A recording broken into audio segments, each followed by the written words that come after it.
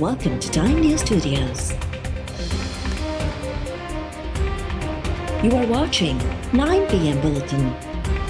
मुझे उसकी कोई वजह नज़र नहीं आती पिंडिया में, और अगर पेट्रोल वो आना चाहते हैं तो हम इंशाल्लाह उनको चाय पानी पिलाएंगे, अच्छा उनको लुक आफ्टर करेंगे। फौज अपना काम कर रही है, डिस्पाइट दिस जो भी बातचीत की जा रही है वो तशवीश अपनी जगह पे है, लेकिन as I said we will stay the course इंशाल्लाह। जिस नौयत के इल्ज़ामात लगाए जा रहे हैं उनमें कोई वजन नहीं है। पाकिस्तान फौज को हुकूमत वक्त ने इलेक्शंस कराने का कहा, पाकिस्तान फौज ने अपनी पूरी जिम्मेदारी और दयानतदारी के साथ वो इलेक्शंस कराए। किसी को उसके ऊपर किसी किस्म की कोई शक है, कोई प्रॉब्लम है, तो पाकिस्तान के तमाम इदारे अपना काम कर रहे हैं, उन्होंने ही उसके ऊपर फैसला करना है, उन्हीं को अप्रोच किया जाना चाहिए उसके लिए। फौज को सियासी मामलात में ना आने की ज़रूरत है, ना ही सियासी मामलात में घसीटने की कोशिश करनी चाहिए। अगर आपने रेफर किया कि कोई बैकडोर कॉन्टैक्ट कोई फौज का कोई है, absolutely not. There is no such thing. We want to stay out of it, and we are out of it. PDM वारा पिंडी आया तो किन चाहे पानी पियारी न सी। पाक फौज अपोजिशन से बैकडोर राबतन की तरदीद करे छड़ी। डीजी ISPR बाबर अफ्तार चयो है तो फौज से लगंदड़ इल्जामन में वजन ना है, आई नई का हकीकत है। हुकूमत के चवण ते फौज ईमानदारी से चूंडू करायूं, कंहिंखे शक है तो लाॻापियल फोरम से वञे। मेजर जनरल बाबर अफ्तार चयो तो फौज के सियासी मामलन में अचण की जरूरत ना है, न वरी गेलण की कोशिश थियण घुर्जे। फौज के इन मामलन का परे रखियो वञे। फौज हुकूमत जो मातहत इदारो है, इल्ज़ाम लगाइण सुठो समन ना है। हुकूमत इल्ज़ामन जो सुठे अंदाज में जवाब ॾिनो है। तर्जमान पाक फौज चयो तो बलोचिस्तान पाकिस्तान जो मुस्तक़बिल है। भारत बलोचिस्तान में दहशतगर्दी करार रहियो है। ईंदड़ हफ़्ते आर्मी चीफ कोयटा जो दौरो कंदो।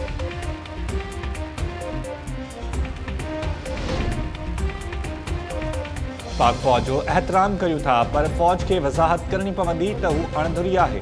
GHQ वालो एहतजाज जो हक़ रखूं था। PDM सरबराह जो मालाकट में जलसे के खिताब। मौलाना फजलुर रहमान चयो तो अॼु मुल्क में जमहूरियत ना है, मईशत BRT जीअं तबाह थी वई है। अहिड़नि हुक्मराननि खे सहारो ॾियणु वॾो ॾोह आहे। मौजूदा हुकूमत में करप्शन जा दर खुलियल आहिनि। नायब खे इहो नज़र नथो अचे फॉरेन फंडिंग केस छो लटकियल आहे। आइन ऐं सूबनि जे हक़नि ख़िलाफ़ साज़िश थी रही है।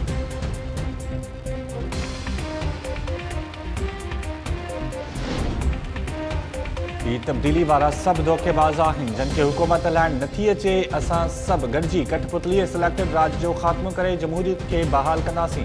मालाकट में PDM के जलसे के खिताब कंदे बिलावल भुट्टो ज़रदारी चयो त जॾहिं मालाकट जा नौजवान दहशतगर्दनि सां मुक़ाबिलो करे रहिया हुआ, तॾहिं इमरान खान दहशतगर्दनि जो नालो वठण खां विझंदो हो ऐं उन्हनि जो वकील बणियल हो। PTI सरकार में दहशतगर्दनि खे आज़ादी मिली। अफ़सोस है जो असां ISPR ऐं APS के ॿारनि खे इंसाफ़ ॾियारे न सघियासीं। बिलावल चयो त वज़ीर आज़म इमरान खान मच साने जे मुतासिरनि खे ब्लैकमेलर करार ॾिनो। इहो कहिड़े क़िस्म जो इंसाफ़ आहे?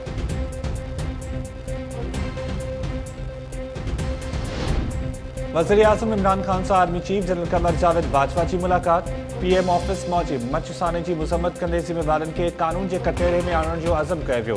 क़ौमी सलामती जी सूरत हाल ऐं वालरियल कश्मीर में इंसानी हक़नि जी भञकड़नि के ख़यालनि की ॾेवट कई वई।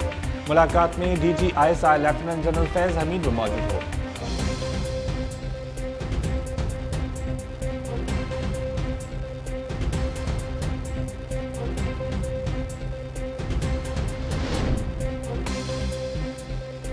समूरियूं सिक्योरिटी एजेंसीज़ शहरनि के तहफ़्फ़ुज़ फराहम करण में नाकाम थी वयूं आहिनि। माण्हुनि जो गुम थियणु हुकूमत की नाअहली सां गॾु रियासत की भी नाकामी है। इस्लामाबाद हाई कोर्ट की जस्टिस मोहसिन अख्तर कियानी जारी महस। शहरी अब्दुल्ला की गुमशुदगी वाले केस की ॿुधणी दौरान जस्टिस मोहसिन अख्तर कियानी चयो त अवां माण्हुनि खे खणी 6 सालनि ताईं रखी छॾियो था। जवाब रियासत खे ई ॾियणो आहे। ॿिए कंहिं मुल्क मां केरु जवाब ॾियणु न ईंदो। इस्लामाबाद पुलिस रुगो नंढा ॾोह रोके सघे थी, माण्हुनि खे बाज़ियाब कराइण पुलिस जे वस जी ॻाल्हि न आहे। शहरी बाज़ियाब न थियो तो मौजूद IG सां गॾु अॻूणे IG ख़िलाफ़ कार्रवाई थींदी। बाज़ियाबी अमल में न अचण ते ऑफिसरनि खे जेल भेड़ो कयो वेंदो।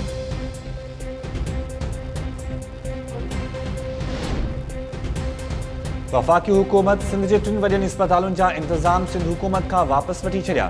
जना अस्पताल NICVD ऐं NICH जा इंतज़ाम हाणे वफ़ाक़ संभालींदो। वफ़ाक़ी हुकूमत पारां जारी कयल नोटिफिकेशन में चयो वियो आहे त अदालती हुकुम की रोशनी में 3 अस्पतालुनि जा इंतज़ाम सिंध हुकूमत का वापस वरिता आहिनि।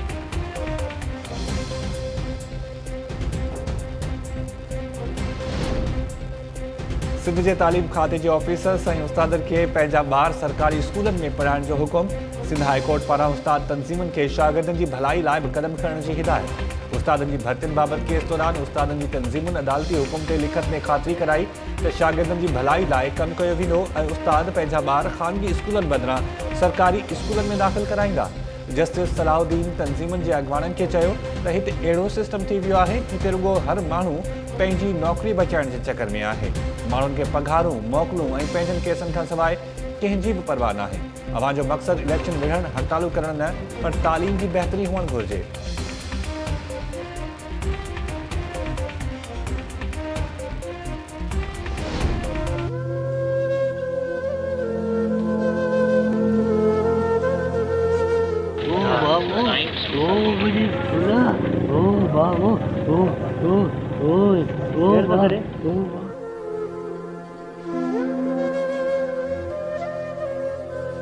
असांजे भेण सां नाइंसाफ़ी कई वई आहे। असांखे उहे कातिल ॻोल्हियल आहिनि, उन खे फांसी जी सज़ा सुनाई वञे। असां ग़रीब आहियूं, पेट पालण में पूरा आहियूं, पोरियो करे था पेट पालियूं। मदद हाणे का असांजी मथे को हुकूमत करे।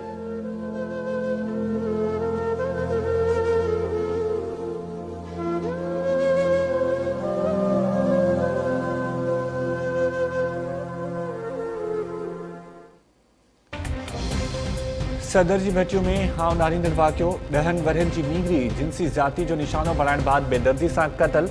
नीगरी मोनिका लाड़िक जो लाश केलन जे बाग मां हथ। पीरगोट जी अस्पताल में पोस्टमार्टम बाद नीगरी जो लाश वारसनि हवाले।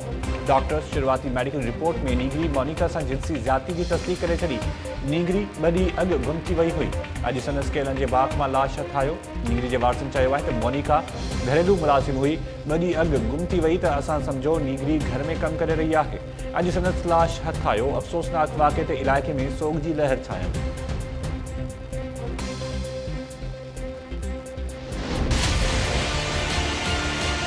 मोनिका लाड़िक जेकी छोकिरी आहे उन जो लाश असांखे फसल मां मिलियो आहे। Postmortem report DNA report still pending आहे, अञा उन जो रिज़ल्ट अचिणो आहे। ॿी टीम जेकी असांजी रेडिंग टीम आहे, हिकिड़ो असांखे नालो मिलियो आहे, इन ई इहो वक़ुओ कयो आहे। उन जी रेडिंग टीम उन जे पोयूं आहे। इंशाअल्लाह इहो अॼु ई मुलज़िम गिरफ़्तार थी वेंदा ऐं पोस्टमार्टम रिपोर्ट DNA रिपोर्ट जी रोशनी में सुठे नमूने सां हिन केस खे पंहिंजे अंजाम ताईं पुॼायो वेंदो।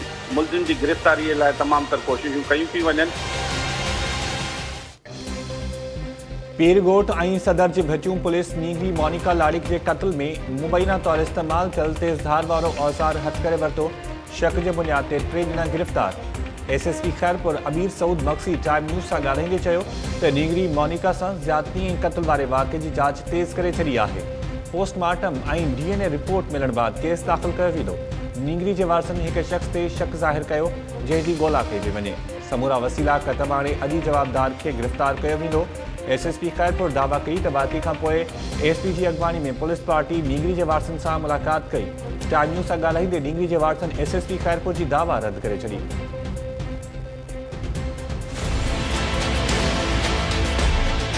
असां SP इन्वेस्टिगेशन SP हेडक्वार्टर खे फौरन मौक़े ते मोकिलियो आहे ऐं हिन वक़्तु उहे मौक़े ते वारसनि सां मुलाक़ात उन्हनि कई आहे। पुलिस तव्हां सां केतिरो सहकार करे बि पुलिस टीमूं हिते पहुतियूं न साईं न, बसि सुबुह सां आई मोबाइल बसि उहो लाश खणाए भई हले, बसि वरी काई पुलिस जांच चाई कोन कई आहे। असां SP साहिब खे दरख़्वास्त था कयूं या IG साहिब खे उहे असांजी मदद कनि, हेल्प कनि। बाक़ी थाणनि वारे अमलनि जो त असांखे सम्झ में ॻाल्हि ई नथी अचे।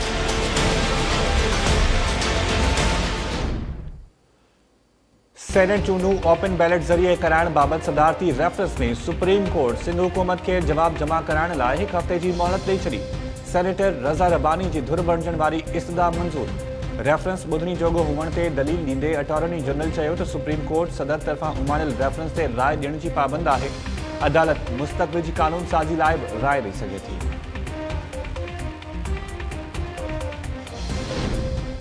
इस्लामाबाद समेत मुल्क जे मुख़्तलिफ़ हिस्सनि में ज़िलज़िलो। लाहौर, मानसरा ऐं ॿियनि मथाहन इलाइक़नि में ज़िलज़िले सबबि ख़ौफ़ पखिड़िजी वियो। माण्हू घरनि खां ॿाहिरि निकिरी आया। मौसमियात खाते मूजिबि ज़िलज़िले जो ज़ोर रिएक्टर स्केल ते 4.4 रिकॉर्ड कयो वियो। ज़िलज़िले जी उनाही 60 किलोमीटर ऐं मर्कज़ वालरियल कश्मीर हो।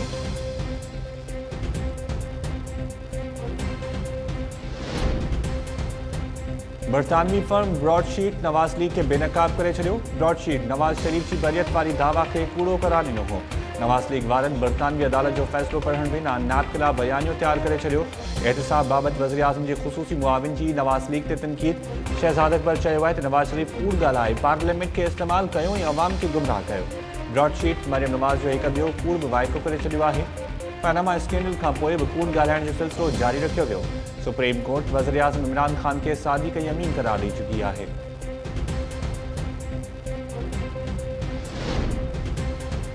नेपरा मुल्क गीर ब्लैकआउट जो नोटिस वठी छॾियो। बिजली जी वरी ब्रेकडाउन जी जांच लाइ आला सतही कमेटी जोड़ण जो फ़ैसिलो। कमेटी मुल्क में ब्लैकआउट जा कारण मालूम करे उन्हनि जो जाइज़ो वठंदी। लाहौर में अञा ताईं बिजली जी फ़रहमी मामूल ते न अची सघी।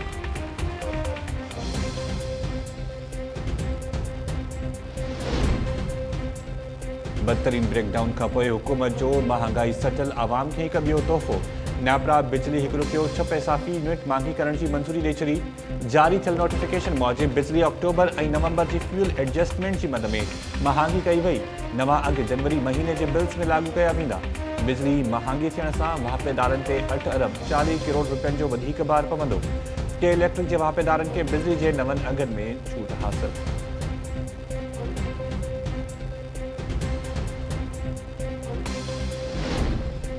पाकिस्तान स्टील मिल्स में हज़ारे मुलाज़िमनि खे बरतरफ़ करण ख़िलाफ़ मुतासिर मुलाज़िमनि जो घर भातियुनि सूधो। चेयरमैन हाउस आॾो धरणो।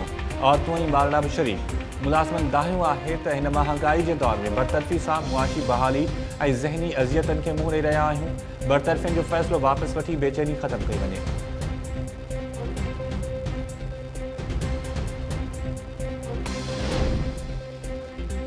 पीएमसी जे तकरारी नतीजनि ख़िलाफ़ सिंध जे शागिर्दनि जो सिंध असांबली आॾो धरणो। पीएमसी इंतज़ामिया ख़िलाफ़ नारेबाज़ी, पुलिस नफ़री तलब। जमात इस्लामी अॻवान हाफ़िज़ तैमूर रहमान शागिर्दनि सां हमदर्दी लाइ एहतिजाज में पहुची वियो। पीएमसी जे तकरारी नतीजनि जी जांच जो मुतालबो।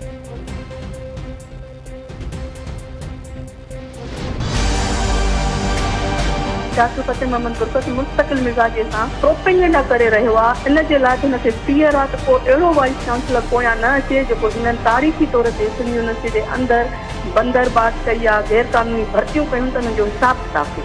वेंदे वेंदे जेके यूनिवर्सिटी जे अंदरि नौकरियूं उते पंहिंजा मिट माइट भर्ती करे रहिया आहिनि त फलाणो रजिस्ट्रार कराए वियो, फलाणो वीसी कराए वियो, जेको जेको कराए वियो उहो उन्हनि जे दौर जी ॻाल्हि आहे।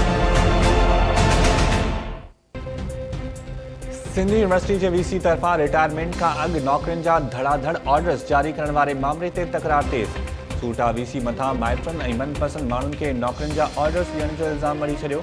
चाइल्ड न्यूज़ सां ॻाल्हाईंदे सूटा अॻवान अरफाना मला चयो त नौकरियुनि ते पाबंदी बावजूद वीसी गैर कानूनी तौर ऑर्डर्स जारी कया। फतेह मोहम्मद गुरफत के दौर में सिंध यूनिवर्सिटी के तमाम घणो नुक़सान पहुतो आहे। सूटा तरफा वीसी ख़िलाफ़ हलंदड़ जांच जल्द मुकम्मल करण जो मुतालबो। सिंध यूनिवर्सिटी के वीसी पुरानी तारीख़ लगल ऑर्डर्स जारी थियण वारे अमल के ऑपरेटर की गलती करार ॾेई छॾियो। वीसी फतेह मोहम्मद गुरफत चयो आहे त 5 जनवरी ते जारी थियल नौकरी के ऑर्डर में ऑपरेटर की गलती सबब पुरानी तारीख़ लगी वई। कंहिंजो माइट हुजण ऐब नाहे। अॻूणे वक़्ती वीसी सिद्दीक़ कलोड़ो के दौर में बि संदसि 2 न्याणियुनि खे नौकरी ॾिनी वई हुई।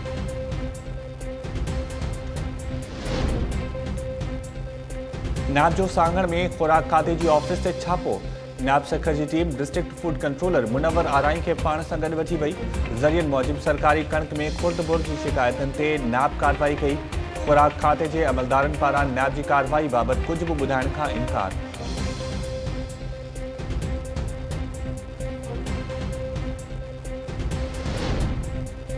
मांझंद लग इंडस हाईवे ते खौफनाक रोड हादसे में जख्मी थियल पाक नेवी जो सेकंड लेफ्टिनेंट अशफाक पमर हैदराबाद वञण दौरान ज़ख़्म जी सच नसां ते दम ॾेई छॾियो। फौजी ऑफिसर जी ज़ख़्मी ज़ाल ऐं 2 सालनि जी धीअ जो इलाज जारी। 2 ट्रकनि में टक्कर बाद पोयां ईंदड़ कार ट्रकनि सां टकराइजी वई हुई।